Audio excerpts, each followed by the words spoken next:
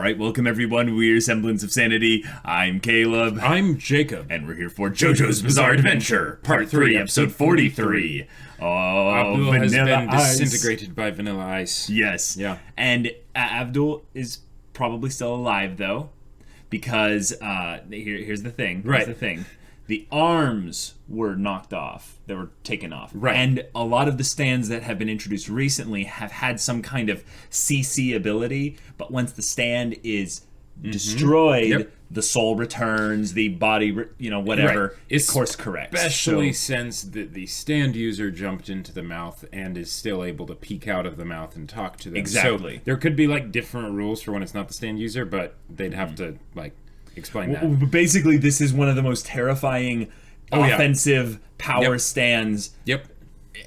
And there doesn't seem to be really any counter that we know of so far. Right. Unless Abdul starts burning it up from the inside or something. Yeah, unless it's something where you could somehow harm the stand while being in this dimension that it sucks you into. But, oh boy. But yeah, Iggy and Polnareff had the work cut out for him. Yeah, you're going to have to hold tight until Jotaro, Kakyoin, and Joseph come here, because I think we're going to need some aura-ing, or... Yep, and even that might not be enough. That might not be enough either. Holy crap, yeah. Yeah.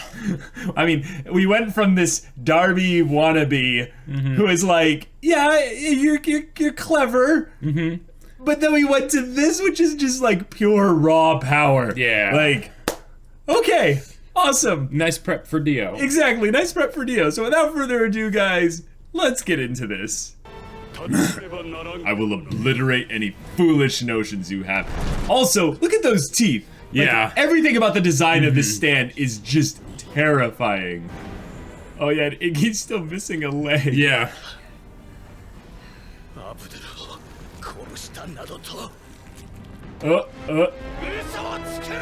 Oh!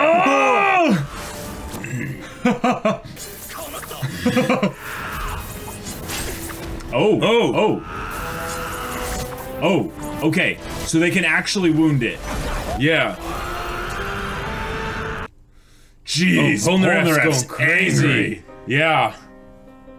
Okay, so I'm really excited for this. Yeah, me too. Because I thought there was going to be no way that they could actually fight it. But the fact that they can, and the fact that Polnareff is just... He's starting to snap, like... Yeah, that's... Oh man, this is gonna be good. Awesome. This is gonna be like, good. This could be Polnareff's last episode.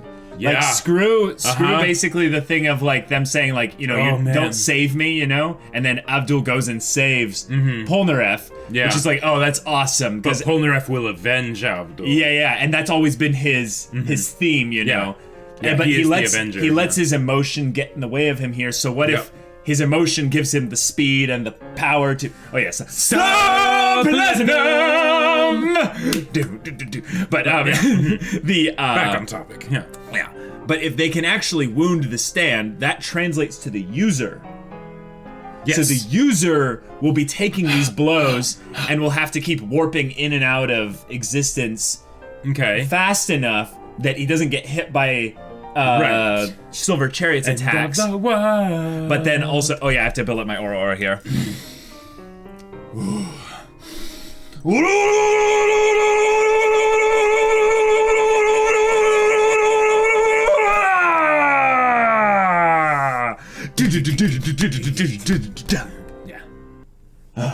Hey, Stark Dust. You know, at the end. Nice. Why does Kakyoin have shades on? I guess because his eyes are damaged and stuff, so...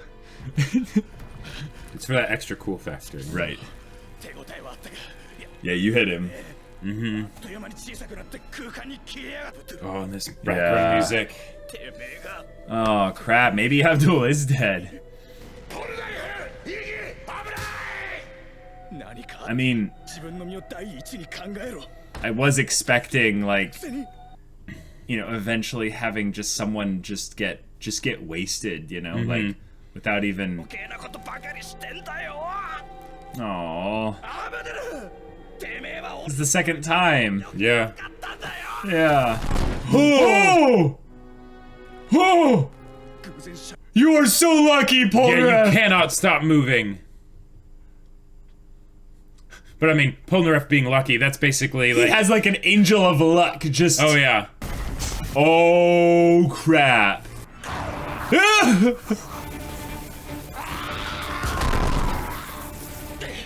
Nope, nope, Yeah. nope. This is terrifying. Split up, split up.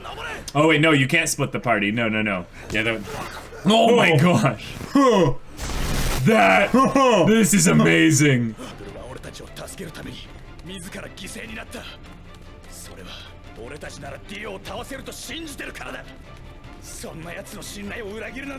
Alright. Iggy's like, I always thought he was an idiot. Yeah. But he's actually a brave idiot. Yeah. Maybe those two go hand in hand. Right. Iggy's like, I don't know if I've got that bravery. Oh!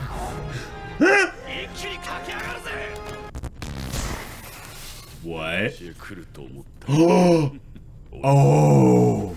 Wow! They would have been dead.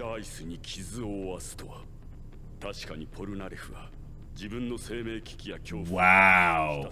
Oh, and the music is all just terrifying.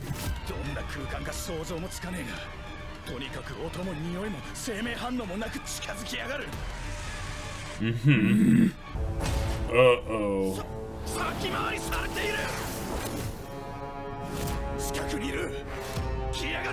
Polnareff, you guys should just move in zigzags everywhere you go now.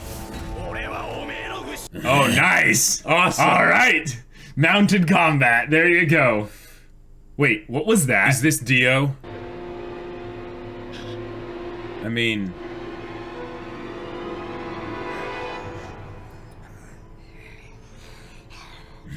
Iggy's butt is right by his face. Yeah. But he's not farting. He is not farting. Mm-hmm.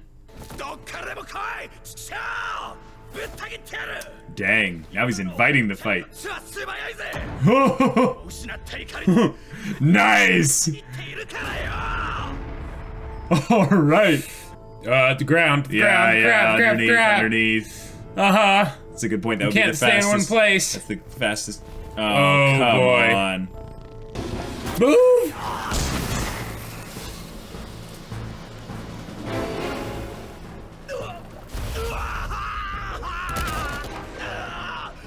Oh, that would hurt so bad. Yeah. Don't worry, Polnareff. It was just the tip. Ah!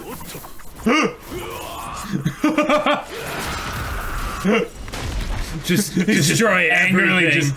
just swiping all over everywhere. Dio.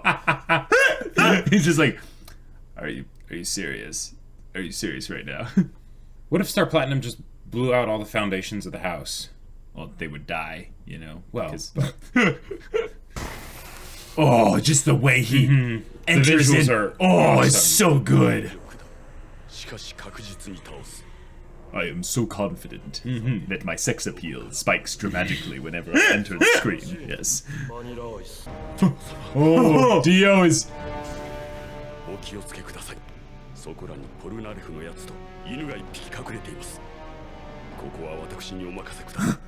The way he takes one stiff step.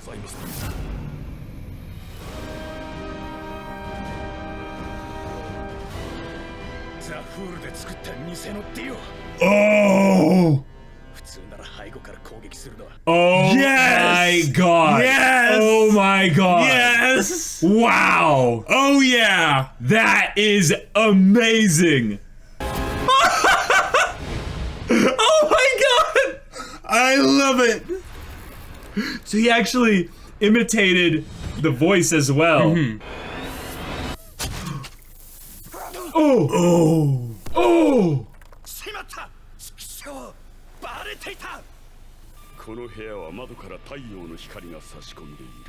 Oh, right, you would never, yeah. Gotcha. Yeah. Oh! It's a good thing that, the fool as a stand. Oh! No! No, not Iggy!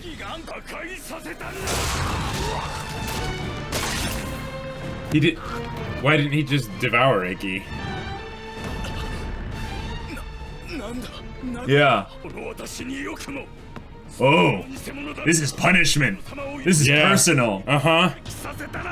Death isn't enough. Oh, wow. We have to kick the dog. That's... Yeah. Jeez. Jeez. Wow. What a dick.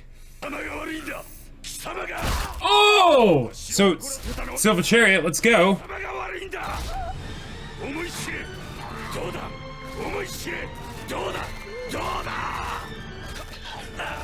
Oh! Yeah. Oh, Iggy. Oh, shut up. You don't know him. What? He was taunting him for a second there. Yeah.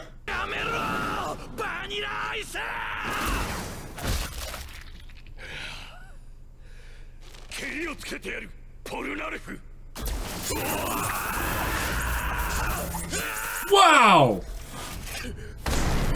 Oh! Iggy, no! Jeez. ディオに化けた砂のスタンドは失敗したが、お前の砂がヒントになって奴の動きを読む方法を思いついたぜ。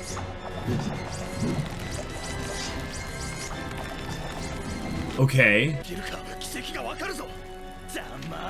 Is it because he absorbs the sand when he moves? Oh, nice! Yeah. Good!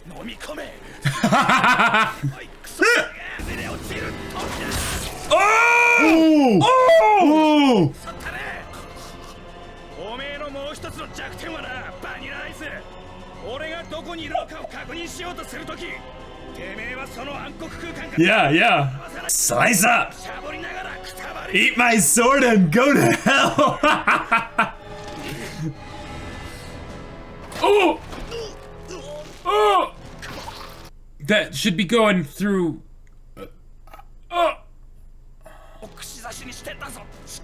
Yeah. This is his last respite. Just pull the sword out. Oh yeah.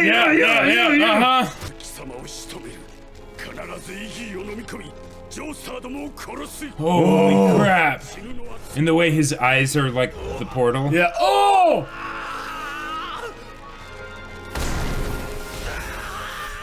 Oh!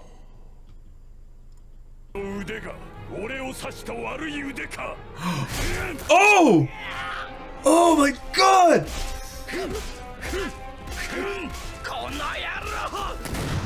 Watch, Iggy's gonna come out of... Yep. Yeah. Oh! Oh my god, this is nuts! This is it! Whip up the sand again, yeah. Now he knows this is coming. So...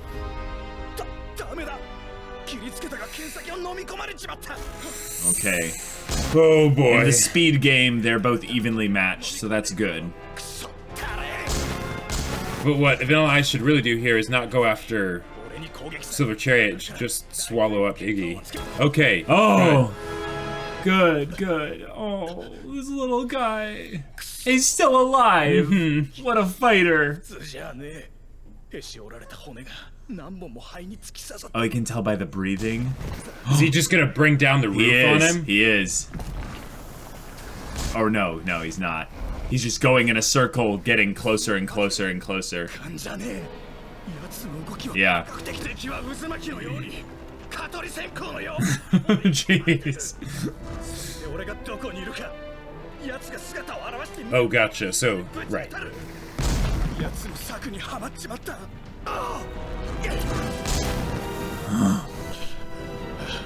Oh my gosh. But it's still gonna come back. Yeah. Like a needle on a record. You know, get to a point where he's already gone. What is this, an RPG? Oh! Look at man, comic book heroes yelling, ta-da! Oh!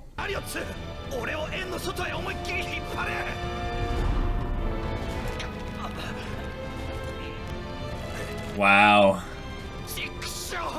Oh. Oh. 実は非常なり俺のシルバーチャリオッツは剣で切りつけるスタンド負傷した今 Oh. Oh! Iggy! Yes! Oh, man. Why does it always have to be the dog? Uh-huh. Oh. Oh, look at him. Look at him. Look at him try.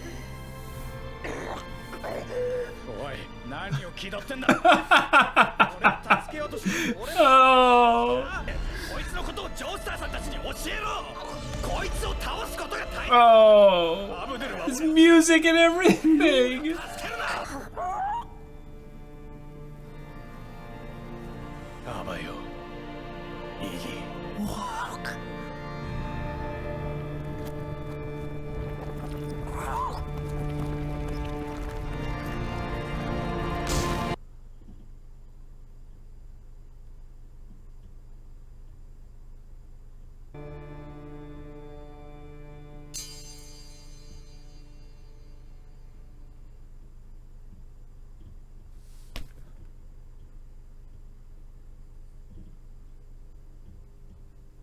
No.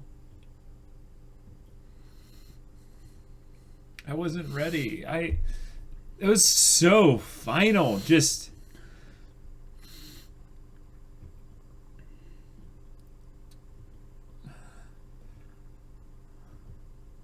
okay. Okay.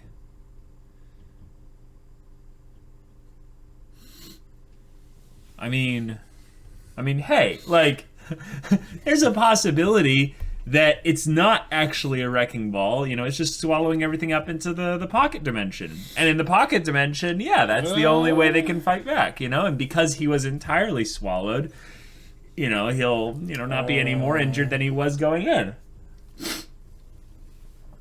Right?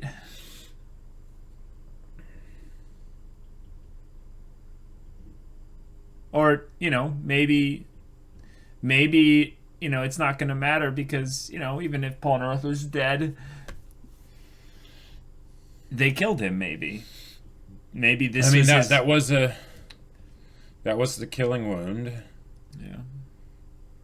But man, and now... Jeez, now this ending. open... It had his ending, Yeah. and then they showed the... Yeah, I knew at some point this picture was going to be basically like... Okay. Okay. Well, new favorite episode of Part 3. I mean... Like, no, I don't think this is my favorite episode, even in the slightest. Like, yeah. Like, I mean, I hate it, but... No, this is probably one of my favorite, you know, antagonistic stands, just in how sure, terrifying and powerful it is. Mm-hmm. But it's like, I mean, come on. Like I get that this show is so bombastic and over the top for the protagonist that it makes sense that every once in a while the antagonist should have that over the top, just unstoppable feeling to them. And what a way to go. Getting taken out by a disintegrating wrecking ball after you just saved a dog. Like, but he never even got a chance to avenge his sister. Well, like in the true respect, you know, of getting after Dio. Getting after Dio, yeah. Yeah, like, and the thing that sucks here is that he did kill like with that. He stabbed him, like, he severed the brain stem. Like, that guy Vanilla Ice should be dead. Should be dead. Right? And but by the powers of his badass, maybe dimensions or whatever. Plot armor, author wills it, you know. Here's another thing. Like, just you know, crazy thought is, you know, we don't know how the dimensions work around the internal parts of his body or, you know, whatever. And it might have pierced the throat here, but not out the back, or no, it went. Oh, it went all the way through. And, yeah, and you know, based on the exposition of our main characters, it severed the brain stem. So, like he felt it probably. Yeah, exactly. And Silver Chariot's so precise, he probably knew exactly where it was. And he's like, all right, cool. And then he wiggled it around in there, like Vanilla Ice. should be dead. And the fact that he was able to take that long to like go around while oh boy. I mean, I suppose stands don't necessarily need, like, he could be paralyzed from the neck down and he could theoretically still control a stand.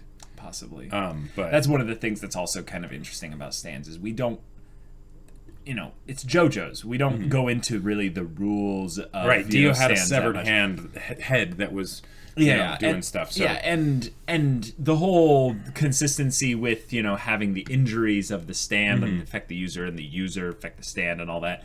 That's still happening here, and that's good. So, yeah. But holy crap, like when he started beating on Iggy, when he started just kicking him, I'm like, come on, Araki, like, we get it. You like to have your villains kick dogs to show how truly monstrous they are. And it's like, okay, come on. But then this whole bit of Iggy being like, no, it's not over. I'm gonna save you. Yeah, I'm gonna save you. I'm gonna be like, the American comic heroes coming in there, ta-da. Yeah. But no, he couldn't. Yeah, harsh. Reality is harsh. And the way they set it up with him not disintegrating Iggy makes it seem like it's going to be something where the Joe Bros, Jotaro and everybody come in and save him. And they still might, because Iggy is still alive, right? Yeah. And we don't know exactly if Vanilla Ice is going to immediately be like, all right, I killed Polnareff, or what. But that made it seem... I think he's good. He said, I'm going to kill everyone before I die. Only then can I die. Like, Like, so, like, he's made a promise. Yeah. It's like you know what this kind of reminds me of? What? It reminds me of Nen, and specifically Pito, when she was basically like dead, but the Nen itself like raged and tried to, kill Gon, even though Pito was dead. And this is basically like potentially, because we haven't seen Vanilla Ice since the stab and pulled it out. This could be just his stand. Raging. Yeah. I don't think they're gonna do that, because I think this is the show where people lose, pints of blood everywhere and break bones and everything, and they still get up and you had he had his toes and like part of his foot. Yeah, just disintegrated off, and just blood just gushing out. Yeah, I'm actually glad in some respects that wound, even though it was over such a small square footage of his body, crippled him so much, because that's what it would be like. Like the thigh bit is like, that would be like a death bleeding wound eventually. But it wouldn't necessarily paralyze him, because there was nothing on the bones that was necessarily like, it could have just taken out a chunk of muscle, Well, and the quads are huge muscles, so I think that fits more into the badass JoJo's kind of thing there. But it's the foot, you don't mess with the foot. It's like the thigh thing. I feel like is when like you see an action movie and someone gets shot like in the shoulder, and it's like, it's in the shoulder, It's the leg equivalent, right? Exactly. The leg is good; it'll bleed plenty, and you'll avoid any unnecessary organs. Oh man, but like I was.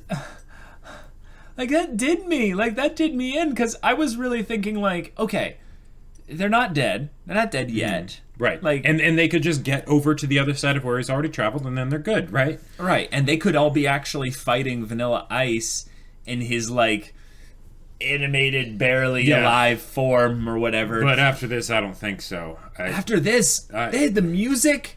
They had the hero disappearing in the light. Like, this was a proper ending. And the thing is, the fact that we saw it like that shows that it truly is like a. Because with Abdul, it's like, okay, the two arms are gone, right? But he could still be okay, kind of a thing. But with this, unless it's just that he got transferred, like, everything, like. Well, I think that is the point. Like, there is okay. Let's throw this out here. Let's go as if Polnareff is alive. Okay, he's just in the other dimension. Yeah. What needs to happen then is you need to have the other Joe Bros come in, defeat Vanilla Ice, and have them all essentially get vomited out of the dimension or whatever.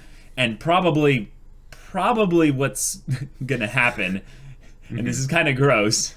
But what's probably going to happen is that when the dimension opens up, there's going to be so much crap. Yep. It's going to be like emptying a bag of holding and just kind of... Except the thing is, like, just in the mansion, the parts of the mansion that are destroyed just in this episode. Yeah, it's just the rubble alone. Just the rubble, just, like, that alone could kill them, you know? Yeah, exactly. Just explodes out or something. Or, but they could do that, but I don't think that's going to happen. Okay, so either way, regardless of whether or not they live or die, Jotaro is going to beat the crap out of Vanilla Ice. Oh, yeah. Because he has to face Dio.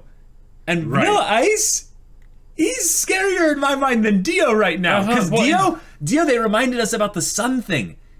He's not Cars. Yeah. He hasn't overcome the sun. Right. Like, he has to remain in darkness. So Jotaro could really just aura like the building before nighttime. Well, and that's and they would just win. I don't think that would work because I'll bet you like a million, like every bit of money I have that there's some kind of Dio tunnel underground escape way where he's probably able to maneuver around all throughout the city at night. And if he has a stand that's based on the world, then and it has some kind of reality manipulation thing, then I would think that the mansion would be a piece of cake. The mansion is probably like, just his own ego. Exactly. It's just like, I want to own beautiful art. I want to have a place to have relations because I with am many women and beautiful. So naturally, Yes. Dio-sama. Right. Okay, so character design and also just personality for Vanilla Ice, 10 out of 10. Yep. One of the best stand users. He's right up there with Darby. Darby 1. The Indul guy. The sand guy. Probably another one of my favorite stand users we've ever had to fight. Going back to Whole Horse and Jay Guile. Other fantastic on the personality and terror side of things. You know what he actually made me think of? What's that? Part 2. Well, I already made the connection to Wham. Wham? Yeah. But that's basically who I was thinking of, because he played kind of the same role, right? In that he's extremely loyal and sort of like has that lawful aspect to him. Because he went crazy when the image of Dio had disintegrated. Yeah, that's the part where actually in my mind he kind of lost the Wham. Okay, sure. Because his composure was gone. Wham true. Always kept composure. Yeah. Like he was the cool, level-headed fighter. But he also obliterated a friend in a very over-the-top manner. That is true. That is true. That is a good point. So this is kind of a Wham situation here. But yeah, he lost his cool, which makes him a lot more interesting to me. Okay. Because it's showing, because it's the whole idea of breaking your characters. He cares. Right? He cares. He cares a right? lot. Yeah. And that was something that we had already seen of his dedication to Dio, that he willingly killed himself to try and spill his blood into an urn for Dio. What? So stupid. What? Dio gave him blood. That's why he's still alive. He regenerated once the wound was pulled out, once the sword was pulled out. It's probably going to last for a while. No, yeah. I'll bet you anything. They're going to be like, you thought I would have died, but thankfully Dio gave me some of his blood recently. But then it's like, how do they actually defeat him? Well, they pulverize him so much that he can't regenerate, Jacob. Come on, what do you think? This is aura, Okay, well, here's another thing that I think about. Okay, with a stand like this, it seems, especially if he has some kind of regenerative capabilities, then the best way to actually defeat him would be if they could get him to use his stand on himself. Now, but he already does, kind of. Right, and that's what I'm curious. That's why I think in some ways Polnareff and Abdul could be alive. Yeah, because he is not. It doesn't seem like he's trying to make the distinction of having different dimensions. It's that inside the mouth, he is okay. So an example would be like you have a physical object like my fist here. Right. If I put something inside my fist, and it's small enough that my fist entirely encloses it, it goes into the dimension. But if it's big enough that my fist has to remain kind of open, it's in both. It has an access point to where you can basically go into my fists, close, clench, and interact with it. But you still would be entering the dimension, but it's a safe access point to where he could then leave if he needed to. But that's what I'm. Yeah, I get that. It's just kind of interesting because there would be a point where you're not in it all the way, right? Right. So like when he grabbed Polnareff's hand or Silver Chariot's hand and put it like to the side. No, but it was still in the mouth. The mouth had like opened up super wide because the whole idea that the mouth, like his head is visible, so the mouth can open up really wide. And it was like he was. Was it the mouth? Yeah, because I'm pretty sure it was to the side of the mouth. Yeah, that's my point. Like in between the because I interpreted that it was on the outside of the mouth, just going into that purple hue around him. Gotcha. I always thought that was the mouth, but I could be wrong. It could be. It could be inside. I think what's interesting there, though, is he's basically saying, this is the part that's dangerous. I'm going to push you into that. Whatever that part is, if it's inside the mouth or outside the mouth. Okay. It wasn't where he was. But I mean, he's inside the mouth, so. Okay. So maybe it's interacting physically with the stand from the inside of the mouth. And he's actually perfectly positioned so that he's not actually touching his stand. Like he's not interacting with his stand. Yeah, maybe. And the fact that it was rolling around and disintegrating things, like there's this connotation then that it's not necessarily the mouth that's doing it. Yeah, it's just destroying things that come into contact with this, little sphere of annihilation thing. Which is in a sense his stand. Right, which is his stand. So does that mean then that maybe the mouth is safe, and that means that Abdul is safe, but then Polnareff's not because he got hit by the actual sphere? Possibly. But then if that's the case, why would he ever use the... I mean, okay, yeah, he has to see. I like that they did that. Yeah, I like that they did that, too. He has to see, and they used the sand and everything. That was awesome. Yeah, because you're in another dimension. Exactly, yeah. So... Right. And he did say dimension of darkness, which I like what it connotates here, is that you could have said my dimension of chaos, my dimension of whatever. Dimension of darkness seems like you're basically going to nowhere. You're going to a a plane where nothing else exists, and you cannot interact with it. You basically are put into a permanent stasis of sorts because there's nothing really going on in there. But what that also seems like to me is a place where you would just be alone. You couldn't be harmed. You couldn't be killed there. It would just be a place of eternal suffering because of your being alone. Sure. And if you think about it, if he says a dimension of darkness, well, can he see in this dimension of darkness? Maybe not. Maybe not. And if it's an infinite expanse, then you could theoretically have other people that are alive in there, and he doesn't know it. He thinks they're disintegrated because he's never he's never come into contact with any of it. It's just this because it's infinite. It's so large. Yeah, exactly. And then that could be a way that they could bring Abdul back, but could you use your stand probably in there? Probably, but the question is if you're in a separate, just endless expanse dimension, then you wouldn't actually ever be like attacking the stand. The little omnidirectional compass thing that Abdul uses could find him inside the infinite realm of darkness. Okay, if they did that, Abdul's doing like this darkest dungeons, I will find you eventually. He's just like, And if it's in another dimension, time doesn't have to move at a linear rate with what time works like on the regular, our dimension. So he could be like, I spent thousands of years looking, Eventually I found him. And then I immolated him straight to hell. Like, randomly the thing's like going around, and JoJo's just about to and then the thing just goes poof in flames, and then stuff flies out. It goes to like engulf them or something, and then smoke starts to pour out. Right. And it's just like, what? And then suddenly Abdul emerges, his clothes tattered. No, blood all over him. Not tattered. In flames. No, his clothes have like burned off. Yeah. He's got a pixelated dick, just hanging out there. Just fire like, right there, Yeah. I'm back, And they're just like, oh my god, Abdul! And he's like got Polnareff slung over his shoulder, And like Polnareff just cauterized the wounds and oh my god! Yeah. Wait a minute! No! Polnareff is alive! Polnareff is alive! Him and Abdul. We're in denial. Yeah. No, I'm totally in denial. Yes, I get it. But here's the thing, guys. Guys, if Abdul and him were both swallowed, and it's a dimension of darkness, that doesn't mean there's a dimension of, actually their ability to move. Sure. So what I actually would assume is that Abdul and Polnareff would get like sucked into the same spot. Okay. But they could probably summon their stands, and Abdul immediately cauterizes the wounds. Just saying. Just saying, there's a possibility.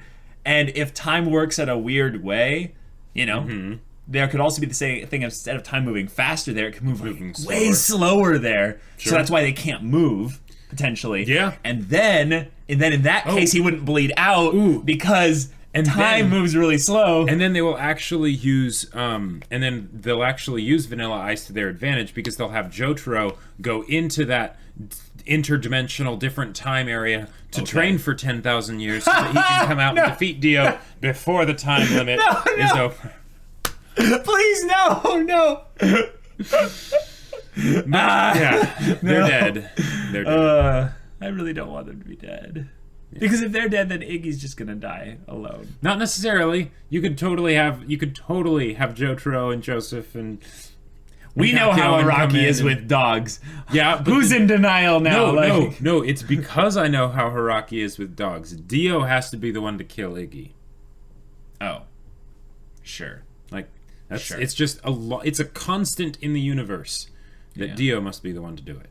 I mean, we did already get a dog death recently with Pet Shop, so we kind of hit our quota, Araki. Hey, we don't have to kill this dog. And I mean, we've seen lots of dogs die in part 3 already. Like that's pretty much one of the ways that they. Really? With what was it? With am I going crazy? Was it Enya or the sword one? The sword one. Oh, I think it killed a dog. Yeah. I think it killed a cow. Oh wait. Well, it stabbed a cow. Yeah, that was really funny. I don't think cows can swim.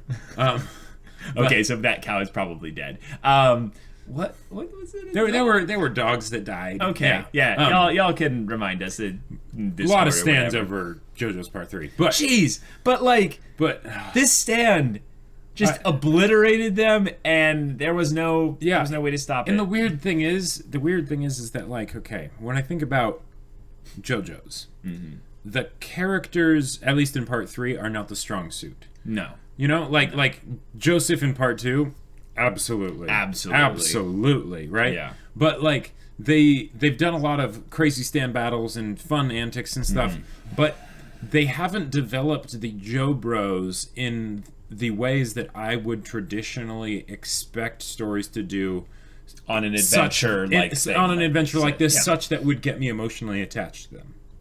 Right? Not just in like these guys are fun and I want to see what they're doing, but like, no, I really care about these guys, you know? I don't know. But this... I don't know. I gotta say, I'm with you. I'm with you. Abdul, specifically, because he was gone for so long of it, I didn't get as emotionally connected to him. And also, I still think that when he died... I still thought he could come back, so I wasn't really freaking out about it. But it was once he started beating on Iggy. Now, here's the thing. Here's the thing. We were like, why is he not just, devouring Iggy?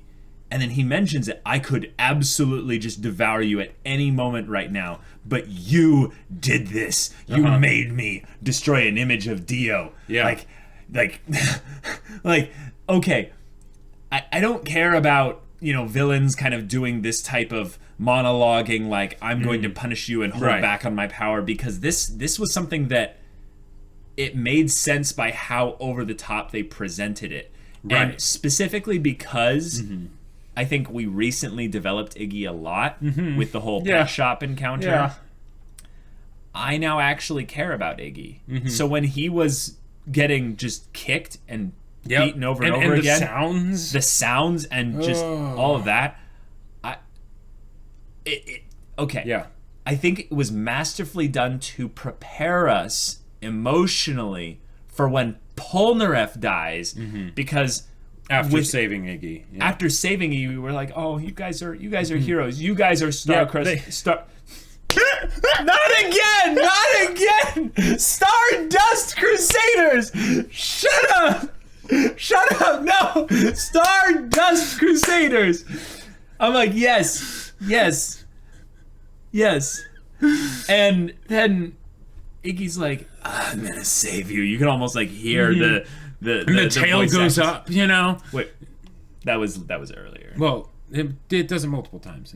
Oh, okay. Yeah. Okay. But then he just stumbles over there like, I'm gonna save you. And he's like Polnareff's pleading with him like, what? I'm the one that's gonna look cool and save you. Like, what are we doing? And it's like, this is all Polnareff's character. He's always been the one that's tried to look cool and save everyone and tried to be the hero and do everything. In some ways, he is kind of the Jar Jar Binks of the crew. There's a luck god looking after him. He like, literally like ducked and like, and then just missed his head. The whole thing of like, but I have to, defeat Dio, and that's what I promise I made to Abdul. So then right at the last second, they go up the stairs, and he's like, wow. They actually didn't try to escape. He's like, I'm impressed. Like they would have been dead instantly right there if they had run out the door. Iggy might have been okay because he was low to the ground. He was short. I don't know. I think it would have gone, and then they just all would have been like, split into 5 pieces or whatever. But oh boy, holy crap! This episode. I give this episode a 10 out of 10 on the intensity and terror level. I still think my favorite episodes tend to be with the stand users that require a little bit more puzzle work. Okay. Like with Darby 1 and Endul. Yeah. Those ones were, and it's more or less actually not the episodes themselves, but the encounters with the stand users themselves. Because I think the individual episodes of this show have like good highlight moments. Yeah. But I don't even ever really consider them to be like individual episodes, except for the ones that were kind of like introducing of characters like, way back or one-offs like the Oingo Boingo episode or something. Oingo Boingo is my favorite episode. That's it. Yep, that's right. I forgot about Oingo. How could you forget about Oingo Boingo? Come on. Best episode. But with JoJo's, it usually goes for something where you know that the characters are going to win and be okay in the end, right? Yeah. For the most part, with everything leading up to this. And then they'll introduce these stand users that are so powerful and OP and do all this crazy stuff where you're thinking, how can they possibly beat this, right? And then they somehow do, and it's great, right? Yeah. They get creative and everything, and it's wonderful.